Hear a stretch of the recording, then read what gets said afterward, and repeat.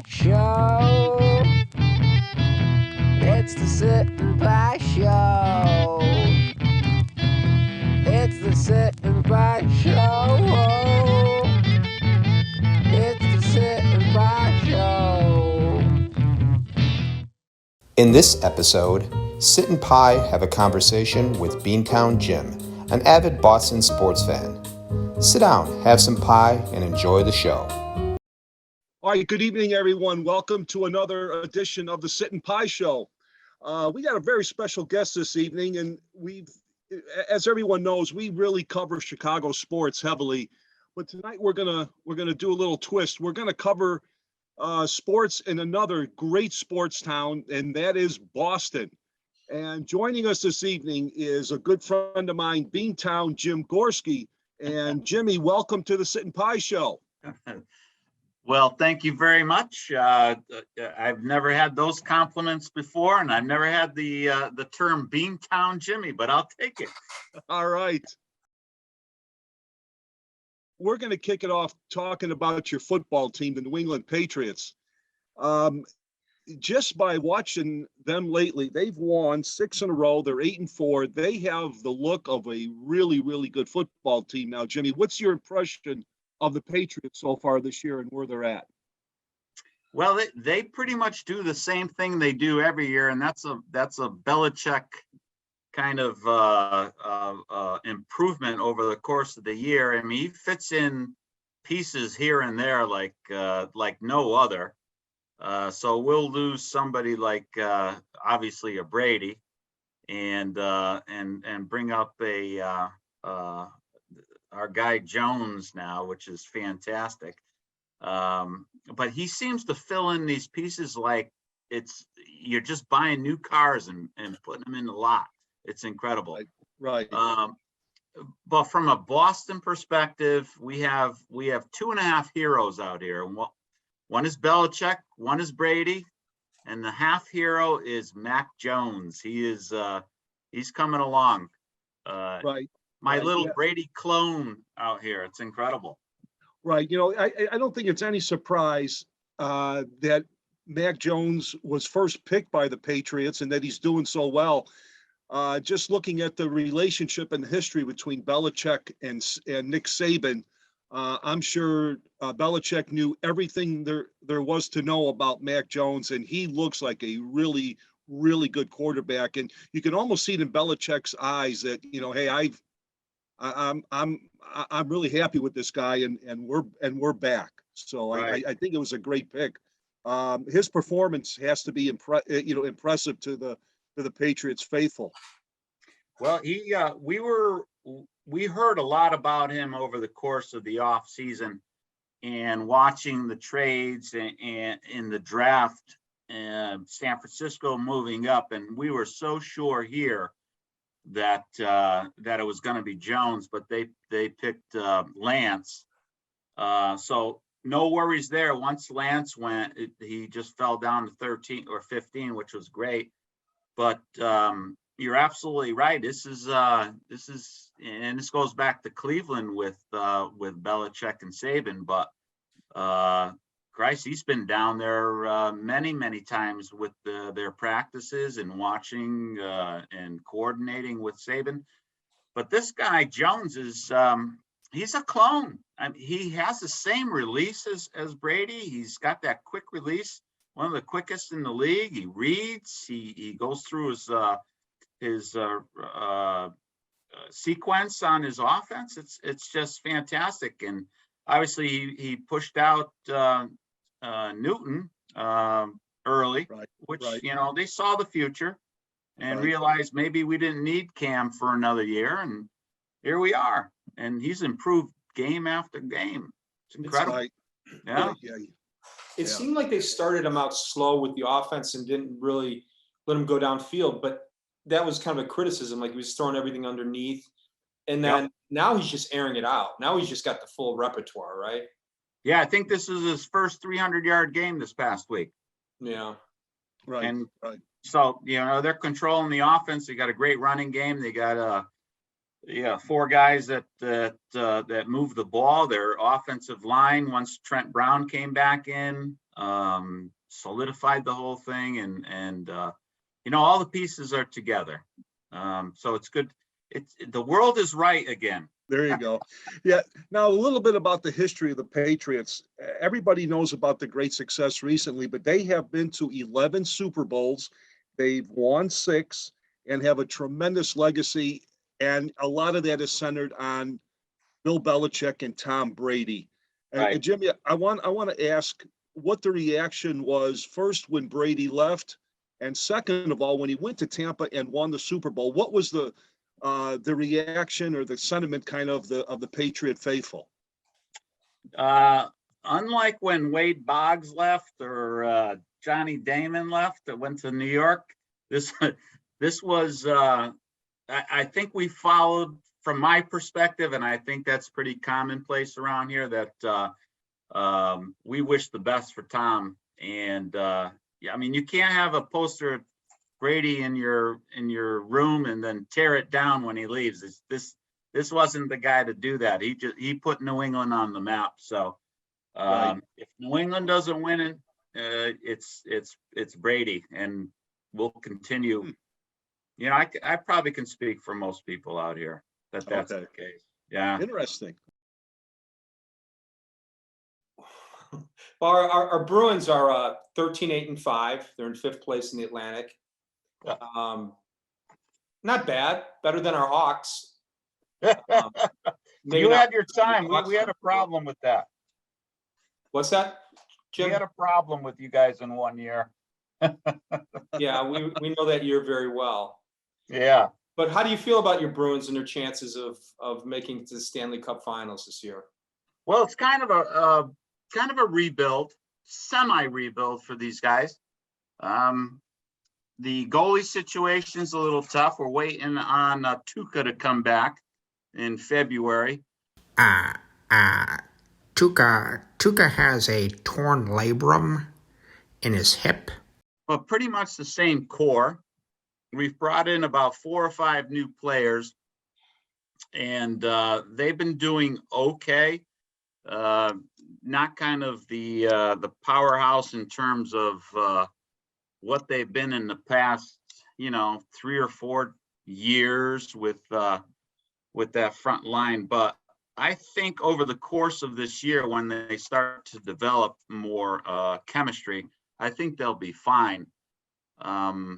They're always, they're in the playoffs every year, so they know how to recycle players.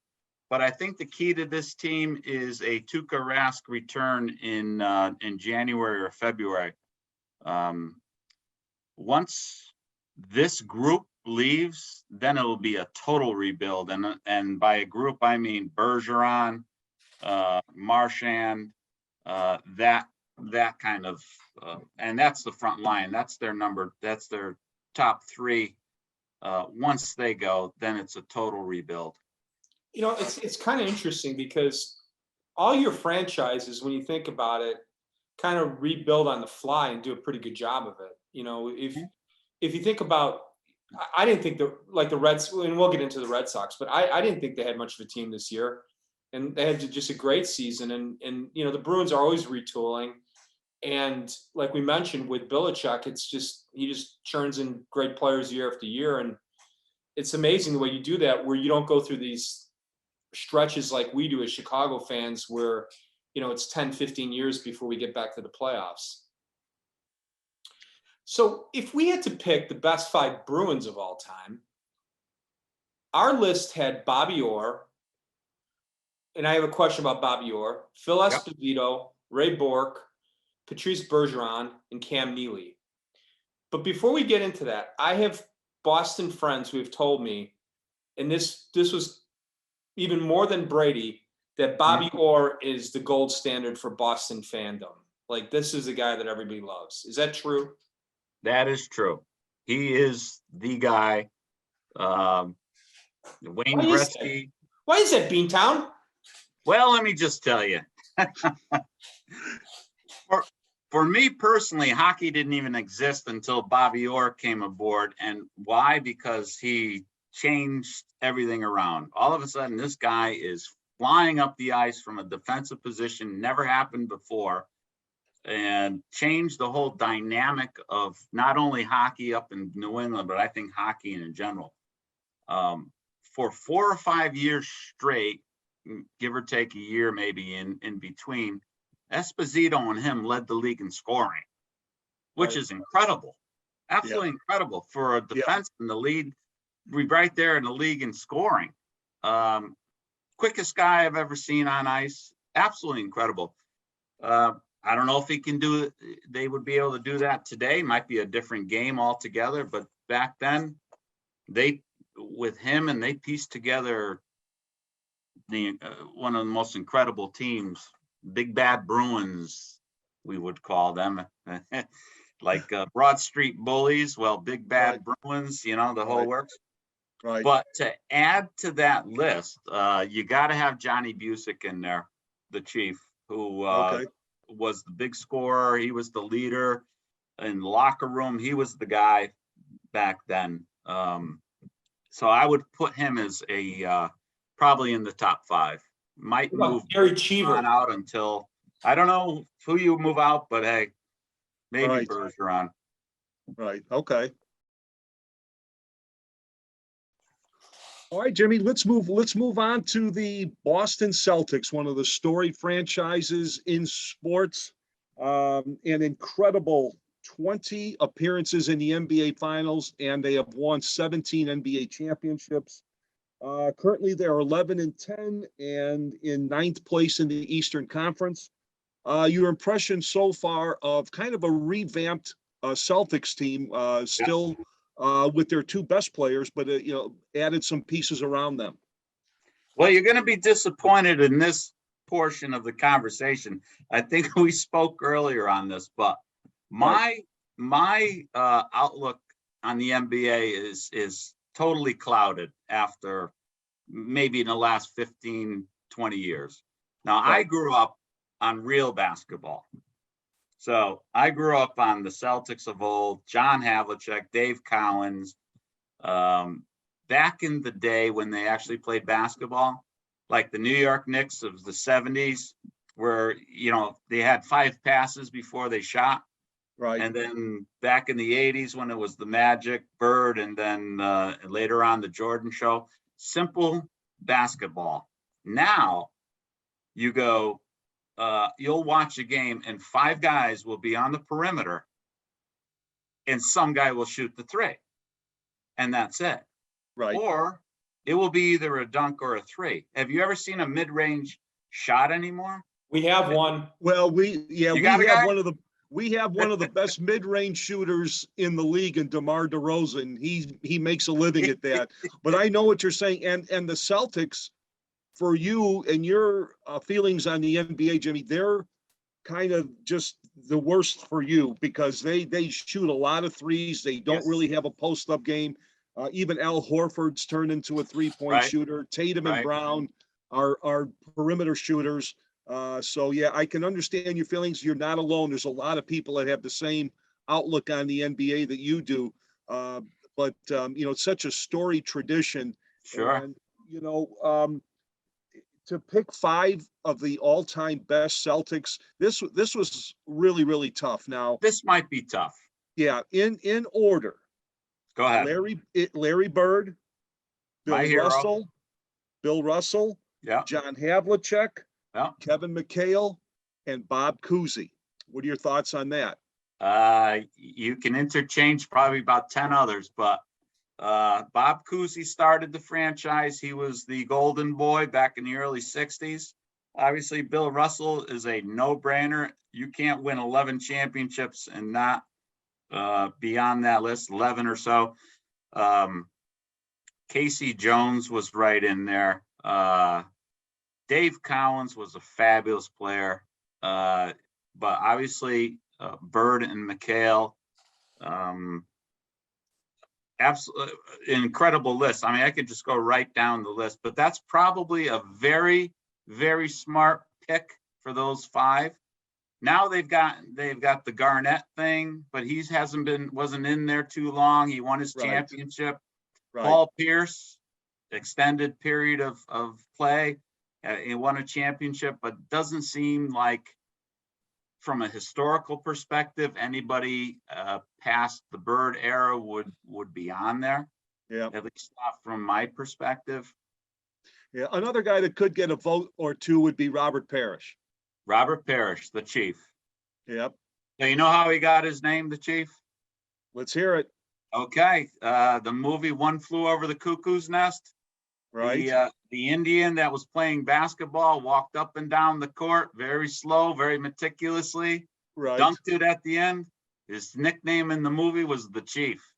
Right. There you go. That's how he got it. I did not know that, BT Jim. There you Neither go. did That's I. what we're on the show for. Hey, Jim, one connection to Chicago that the Celtics have, one of the great individual performances in playoff history. 63 points. Michael Jordan in 1986 in the playoff game against the Celtics at the Garden hit 63 points. And I think the quote along the lines from Larry Bird after the game was something like, "I don't know if I've ever seen Jesus play basketball until today." Or it was something along those lines. Something along those lines. I remember that. I remember that game. Yeah, and he did it to everybody too. They tried everybody on him. He just went around or over everybody, and it was really, really one of the great performances that Jordan had. Probably the best one for that point in his career in a playoff setting in the Garden. That was terrific. Yeah, I think he set the record that day too for points. But I remember that game, and I remember Bird fawning all over him as well. I think another comment was the fact I'm glad we don't have to play these guys again. Something along those lines. But right, yeah, oh, I think that was kind of the torch being handed over. Yeah, I think it was a 3 out of 5 series, and they came in and they won the next game in Chicago to close out the series. But Right. and Michael certainly made his name in that series. So Absolutely. yeah. Let's head over to the Diamond set. Yeah, the Red Sox. I was shocked. They were 92-70. They beat out the Yankees in the wild card game. Then they beat Tampa Bay. They lost to Houston. But you look at the pitching staff. I don't know how they did that. I just don't know how they pulled that off. And it's a credit to them. They just had the right chemistry. I think when I look at the Celtics today, and then I look at the Red Sox, they're like polar opposites of each other. Because I don't think that I think the Celtics have a lot of talent. They don't have the right chemistry. But the Boston Red Sox have that chemistry that they just were going to go out there and battle every day. And I thought they did a great job. Did you think that, Beantown Jay? Without question. And I'll tell you how to spell chemistry from our perspective. It's spelled C-O-R-A. Yeah. You like Cora, huh? I was going to ask you about him, Jimmy. Is he that big of a difference maker? It seems like he is. I think he's the difference maker. Look what he did. In 2018, he comes right in and they win the World Series. They had a terrible year after that, and then he comes back and does it all over again. These players respect him. It's in the news out here. It's commonly known that this is the guy. People will come here to play for him. I mean, there's so much negativity about people coming into Boston. It was a tough place to play and everything. But he kind of changed that around in terms of wanting to play here. Obviously, the atmosphere is second to none. And to have a coach like that, players coach, knows what he's doing. Even when he played for the Red Sox, they mentioned about how he could be a future coach in baseball. So it all came to fruition for him. The 5 best all time, and I want to ask you, I got a 6th guy I want to ask you about, but Yep. The 5 best all time Red Sox. We got Ted Williams, Yaz, Boggs, Roger Clemens, Pedro Martinez. And one other question I have of you is, I had a debate with Mark a few shows ago where we talked about Manny Ramirez and whether he belongs in the Hall of Fame. So I wanted to get your input on those 5. If we on the mark with those 5, and what you think of Manny Ramirez and where he belongs in the Hall situation. Well, I don't think we would have won without Manny. I think is one of the greatest ball players I've ever seen. Probably the greatest hitter I've ever seen, personally. So I would, obviously you were going to bring in the steroid thing with him and all the others and Clemens and all that, but absolutely, probably not a long career enough to put him in those top 5, but I wouldn't trade him for anybody. But to put another 5th in there, it's got to be Ortiz. He's the guy. He's the Why one does that Boston love that guy so much? he is so clutch. My God. Yeah. You can go through his. In fact, on Nesson, which is the local, the Boston sports station out here, he narrated a special of David Ortiz, of himself, basically, and it was like an hour. It was an hour of home runs and clutch hits, and you forget these things, what he did.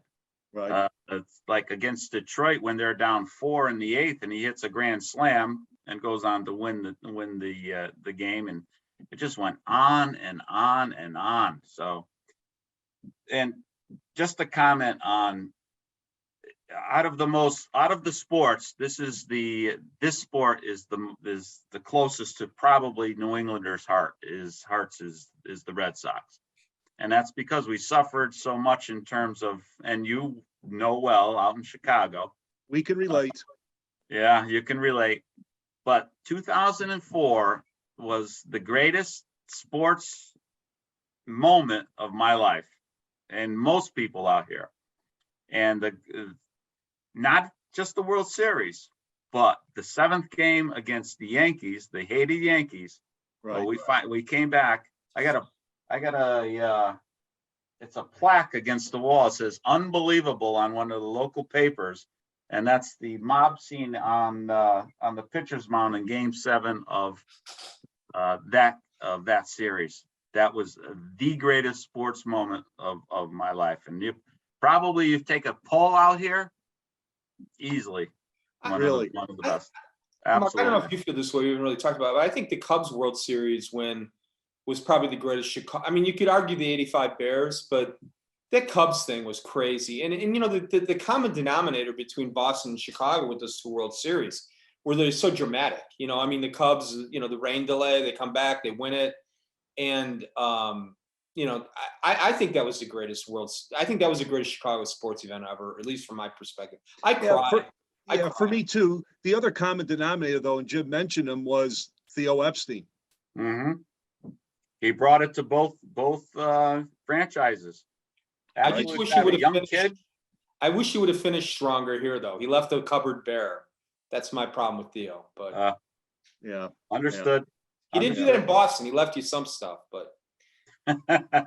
But I agree with you. That's probably, from our perspective, that's the Chicago moment. Now, the '85 Bears were just so good. You didn't really have to worry about them. Probably the best team ever put together, or at least from a defensive standpoint. Yeah, one of the best. Yeah, and sorry we had to take it out on your Patriots that year, Jimmy. But that team was not going to be denied. Just so good on both sides of the ball. We had Tony Easton at quarterback. What do you expect? Come on. Hey, Beantown. Tony Easton, we're still an AFC squad. Beantown, I have a question, non-sports related, but if you had your choice between, and be honest, pretend none of your Boston friends are listening to this, but if you had your choice between a bowl of chowder or a Chicago-style pizza, which one would you take? Oh, my Lord. Do they make pizza in Chicago? What are you talking about? Here we go. Oh, no. Here we go. What is wrong with Beantown? Is basically lasagna that you call pizza. It's too thick, man. Here's what you do. I want everybody, whoever watches this thing, to look up Pepe's Pizza in New Haven. Okay. We'll do that. Okay. The greatest pizza joint in the world. Thin pizza, boys. Thin pizza. So I would take the chowder. When you watch a movie like The Departed and they pretend to have Boston accents, do you get offended? Here's what you do. You watch that movie and you listen to Nicholson's accent in the first like 10 minutes, and then see where that's gone in about a half hour or so. It's gone. Right. At least, That was poor. at least he knew he was over his head with that one, right? Big time. Well, Yeah. Jimmy, we can't thank you enough for joining us tonight and giving us the Boston perspective on their teams. This has been a great show. We really enjoyed it, and Boston certainly is a great city that can match up with any sports city in the country. So we want to thank you for joining us, and we hope you had a good time. We certainly did. I appreciate it. And just to let you know, Boston loves Chicago. You know why? We have a common enemy, and that is New York. So God bless you guys out there. There we go. Thank you, Jim. Have a happy holiday season. Pepe's Appreciate Pizza, it, guys. Pepe's Take care, Pizza. boys. Pizza. A special thanks to our Bostonian friend, Beantown Jim. Thank you for listening and have a happy holidays. Peace.